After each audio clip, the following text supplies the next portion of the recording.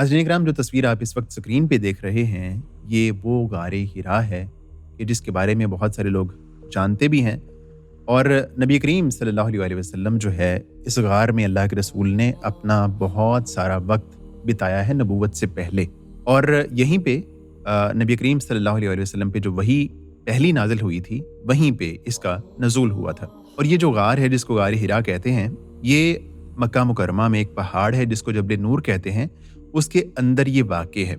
और ये गार जो है मक्का मुकरमा से 4.5 किलोमीटर के फासले पे है और इसकी जो हाइट है वो 639 मीटर है।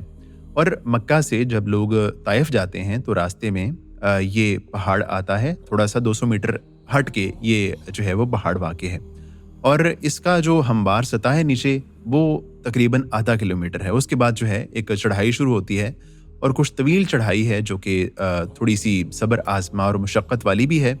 और उसके बाद जो है वो गार आता है जहाँ पे नबी करीम अलैहिस्सलातु वस्सलाम नबूवत से पहले जाया करते थे और यहीं पे अल्लाह के रसूल पे पहली वही का नज़ूल हुआ था। ये गार जो है एक चोटी पे नहीं है, बल्कि इस तक पहुँचने के लिए 60-70 मीटर जो है वो नीचे मगरिब की तरफ जाना पड़ता है।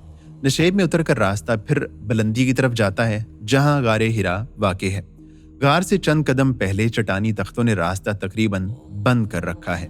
यहाँ पहाड़ 85 दर्जे का ज़ाविया बनाता है और दुबला पतला आदमी भी घिसटे बगैर आगे गार में नहीं जा सकता। गार पहाड़ के अंदर नहीं बल्कि उसके पहलू में करीबन खैमे की शक्ल में और ज़रा बाहर को हटकर है। गार की लंबाई 2-2.25 मीटर है और इसकी ऊंचाई आगे को बतदरीज कम होती गई है। पिछले हिस्से की तरफ सामने का हिस्सा भी खुला है। गार का रुख ऐसा है कि सारे दिन में सूरज अंदर नहीं झांक सकता, चुनाचे धाने से अंदर को तारीकी है जिसके हिजाब को चीर कर आंख आगे नहीं देख सकती।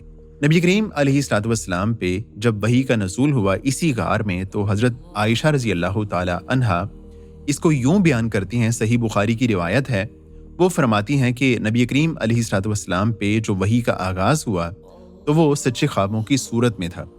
अल्लाह के रसूल अलैहिस्सलातु वस्सलाम रात को ख्वाब में जो देखते वो सुबह को सपेद सहर की तरह नमूदार हो जाता। और अल्लाह के रसूल अलैहिस्सलातु वस्सलाम को उन दिनों में तन्हाई महबूब हो गई थी, आपको आइसोलेशन पसंद लगना शुरू हो गई थी। और नबी करीम अलैहिस्सलातु वस्सलाम का मामूल हो गया था कि अल्लाह के रसूल अपने घर से तोशा तैयार करवाते, खाना तैयार करवाते और गारे हिरा में चले जाते। वहाँ पे कुछ दिन रहते और उसके बाद घर तशरीफ़ लाते। हज़रत खदीजा रज़ी अल्लाह ताला अन्हा से दोबारा जो है वो खाना तैयार करवाते और उसके बाद जो है वो अल्लाह के रसूल दोबारा वहीं तशरीफ़ ले जाते। तो ऐसे ही एक मौके पे अल्लाह ताला की तरफ से फ़रिश्ता जिब्रील अलैहिस्सलाम तशरीफ़ ले आए और उन्होंने नबी करीम अलैहिस्सलातु वस्सलाम को कहा कि इक़रा, आप पढ़िए। अल्लाह के रसूल ने फरमाया कि मा अना बिक़ारीन, मैं पढ़ा हुआ नहीं हूँ। उन्होंने अल्लाह के रसूल को सीने से लगाया, भेंचा और उसके बाद से बारह तीसरी दफ़ा यही कहा तो अल्लाह के रसूल ने फरमाया कि मैं पढ़ा हुआ नहीं हूँ। उन्होंने सीने से लगाया, भेंचा और उसके बाद उन्होंने कहा कि इक़रा बिस्मि रब्बिकल्लज़ी खलक़ खलक़ल इंसाना मिन अलक़ इक़रा व रब्बुकल अकरम। अल्लाह के रसूल पर जब इस वही का नज़ूल हुआ तो उसके बाद अल्लाह के रसूल वहाँ से वापस आ गए, गारे हिरा से नीचे उतर आए, अपने घर तशरीफ़ ले आए।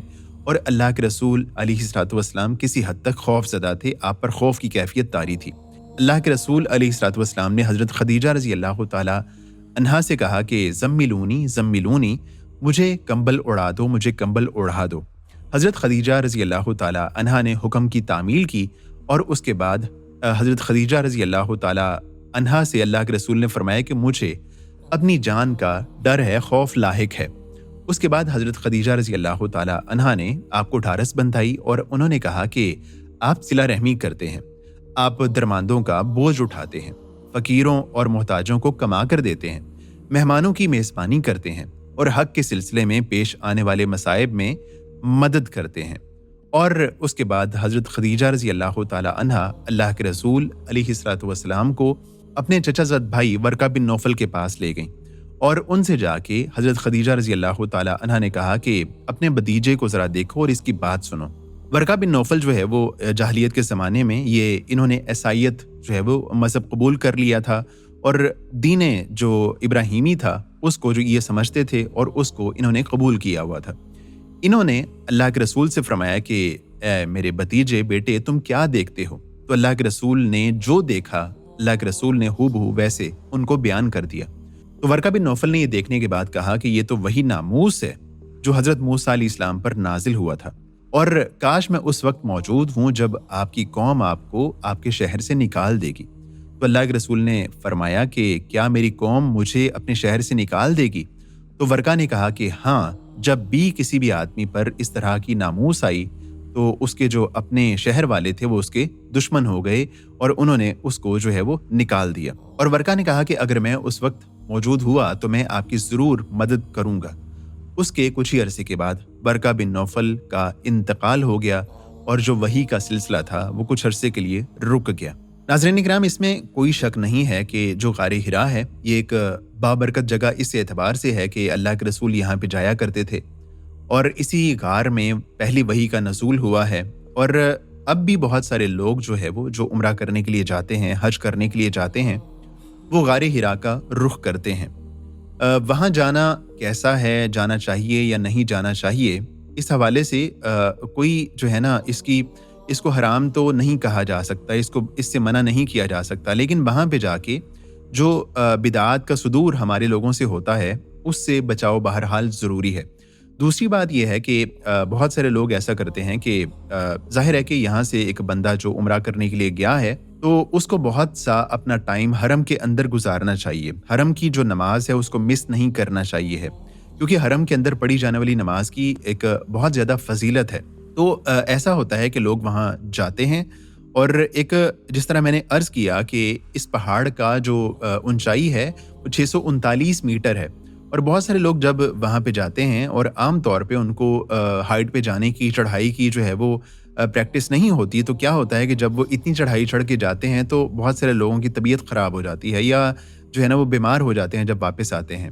تو اس لحاظ سے جو لوگ جانا چاہتے ہیں وہ جا سکتے ہیں، اگر اپنے ٹائم کو اچھی طرح سے پلان کیا جائے، یوں جایا جائے کہ حرم کی نماز مس نہ ہو، اور وہ لوگ وہاں پہ جائیں کہ جن کی پریکٹس ہے، جن کی ورزش ہے، جن کی جو لوگ روٹین میں آتے جاتے رہتے ہیں اور ان کو لگتا ہے کہ اگر ہم یہ سفر کریں گے تو ہماری جو دوسری عبادات ہیں ان میں کوئی خلل واقع نہیں ہوگا، ہم بیمار نہیں ہوں گے، ہمیں کوئی زیادہ ضرورت سے زیادہ مشقت کا سامنا نہیں ہوگا، تو ایسے لوگ جا سکتے ہیں، اس کو منع نہیں کیا جا سکتا۔ لیکن جو ہے نا کچھ جو اس طرح کی جو چیزیں ہیں کہ حرم کی نماز مس نہ ہو اور وہاں جانے سے وہاں جا کے کوئی بدعات کا صدور نہ ہو، اسی طرح اگر کوئی شخص اس کو لگتا ہے کہ میں وہاں جا کے بیمار ہو جاؤں گا تو اس کو جو ہے نا وہاں اوپر جانے سے بچنا چاہیے، کیونکہ یہ عمرے کا کوئی لازمی حصہ نہیں ہے، حج کا کوئی لازمی حصہ نہیں ہے۔